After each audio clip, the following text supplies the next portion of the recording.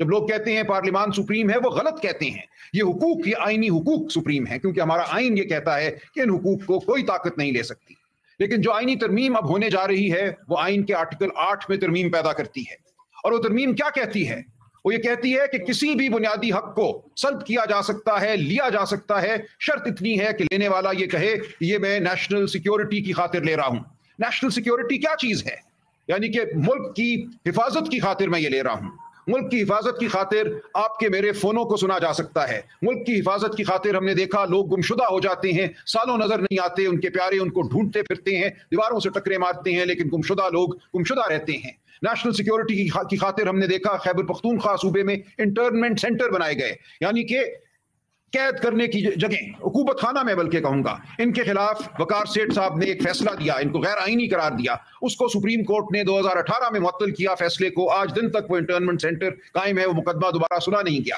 اب آج کے بعد اگر یہ ترمیم ہو جاتی ہے تو یہ سب کچھ آئینی ہو جائے گا، کیونکہ یہ سب کام جو ہیں کسی کو اٹھا کر آپ ایک کال کوٹری میں ڈالیں، اس کو کسی عدالت کے سامنے آپ سال ہر سال پیش نہ کریں اور آپ یہ کہیں کہ یہ سب کچھ ہم کر رہے ہیں نیشنل سیکیورٹی کے لیے. تو اب آپ کو یہ بھگتنا پڑے گا. یہ صرف ہمیں نہیں بھگتنا، ہر لکھنے والے کو، ہر سوچنے والے کو، ہر بولنے والے کو اس کا سامنا کرنا پڑے گا. ہر اس شخص کو، وہ بلوچ ہو، وہ پختون ہو، وہ سندھی ہو، وہ پنجابی ہو، وہ کشمیری ہو، وہ گلگت بلتستان سے ہو، جو اپنا حق مانگے گا، اس حق کی پاداش میں اس کو اب یہ سب کچھ جھیلنا پڑے گا.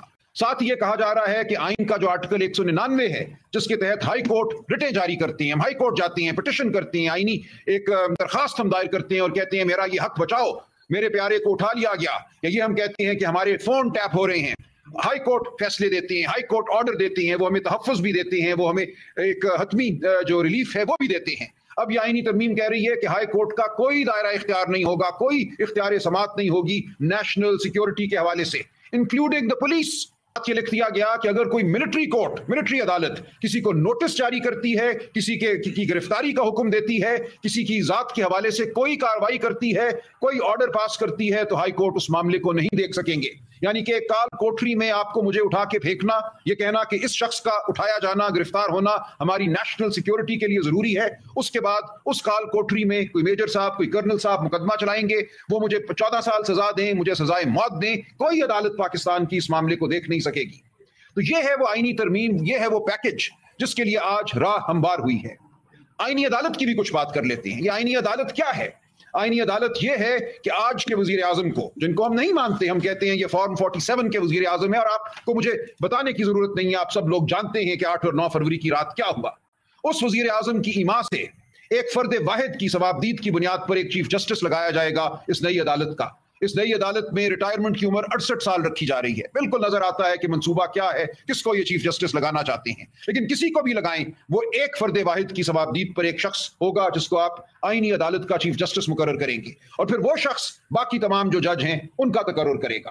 تو بالکل ایک کٹ پتلی عدالت، ایک ایسی عدالت جو تابعدار ہوگی، یہ قائم کی جا رہی ہے. اور اس عدالت کو تمام وہ اختیارات دیے جا رہے ہیں آئینی جو اس وقت سپریم کورٹ آف پاکستان کو حاصل ہیں. سپریم کورٹ آف پاکستان ایک ثانوی عدالت کے طور پہ قائم رہے گی، ایک ڈھانچے کے طور پہ قائم رہے گی، لیکن اس کی روح، اس کی جو اصل طاقت ہے وہ چھین لی جائے گی بنیادی حقوق کے حوالے سے، تمام جو آئینی عمل ہے اس کے حوالے سے. یہ کہا جا رہا ہے کہ کسی بھی سیاسی جماعت کو اگر کالعدم قرار دیا جاتا ہے، پاکستان کے مفاد کے خلاف قرار دیا جاتا ہے، تو اس جماعت کے خلاف ریفرنس بھی اس آئینی عدالت کو بھیجا جائے گا کہ اس جماعت کو کالعدم قرار دیا جائے. تو یہ ہے منصوبہ سازوں کے. اور آج کا جو فیصلہ آیا ہے 63A کے حوالے سے، اس کا ایک سیاق و سباق ہے. یہ فیصلہ آئے ہوئے 2 سال اب گزرنے کو آئے ہیں. 2022 میں یہ فیصلہ آیا تھا. 2022 کے بعد اس کو اٹھا کر آج نظر ثانی کے لیے مقرر کرنا اور 2-3 دن کی ایک ہیئرنگ کرنا، جس کے حوالے سے سپریم کورٹ کے معزز جج صاحبان کے زبردست اور گہرے تحفظات تھے کہ بینچ کس طرح بنا، کس طرح یہ کاروائی ہوئی. ان تمام تحفظات کو پس پشت ڈالتے ہوئے 3 دن میں ایک فیصلہ دے دیا گیا. اور اس وقت یہ فیصلہ دیا گیا جب طالع آزما، جب مقتدر حلقے چاہتے تھے کہ راہ ہموار ہو. ایک دفعہ وہ پسپائی دیکھ چکے، ہمارے غیور MNAs اور سینیٹرز نے ان کا ساتھ نہیں دیا. ہم اب بھی امید رکھتے ہیں کہ ان کا ساتھ نہیں دیں گے، اس کالی ترمیم کو پاس نہیں ہونے دیں گے. ہم مولانا فضل الرحمان صاحب کا بھی بہت شکریہ ادا کرتے ہیں، انہوں نے یہ نہیں ہونے دیا، وہ ثابت قدم رہے.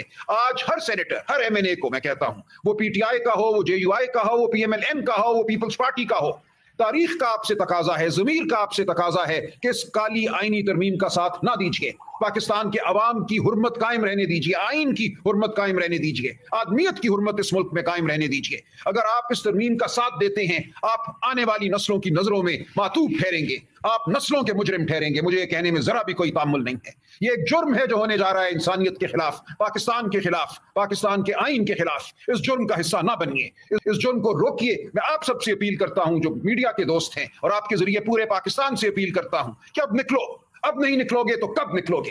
ये उलमा है जो हमारी जिंदगियों में आया है, हमारी तमाम जिंदगी मैं समझता हूं चलते चलते इस लम्हे आकर आज रुक गई है। आज हमें फैसला करना है हम कहां खड़े हैं, हमारा ज़मीर हमें क्या कहता है, क्या कोई ज़मीर है भी हमारा या नहीं है। हमने आज तक जो कुछ जिंदगी से खट पाया, हमारा इल्म, हमारी दानिश, हमारी फिक्र, वो आज हमें कहां लाकर खड़ा करती है। हम किस तरफ खड़े होंगे, तारीकी की जानिब खड़े होंगे या रोशनी की जानिब खड़े होंगे? फर्क बिल्कुल वाज़ेह है, इसमें कोई आज इबाहम नहीं है। आज वो लोग हैं जो अपनी किसी छोटी छोटी मनफियत की खातिर पाकिस्तान के आइन को पामाल करना चाहते हैं। हुकूमत, वजारत उज़्मा, ये क्या चीजें हैं? ये कुछ भी नहीं है। तारीख के अमल में ये एक हाशिया भी नहीं होगा, बदनुमा हाशिया भी नहीं होगा इन लोगों की हुकूमत। लेकिन अपनी हुकूमत को तूल देने के लिए, अपनी जजी को तूल देने के लिए ये कुछ भी करने को तैयार है। आप इनको बताइए, गरिबान थामिए इन लोगों का, रोकिए इनको ये जुर्म करने से। हम आपके साथ हैं, हम आगे आपके साथ बढ़ेंगे, हम चलेंगे, आप हमारे साथ चलिए। बहुत शुक्रिया। Thank you.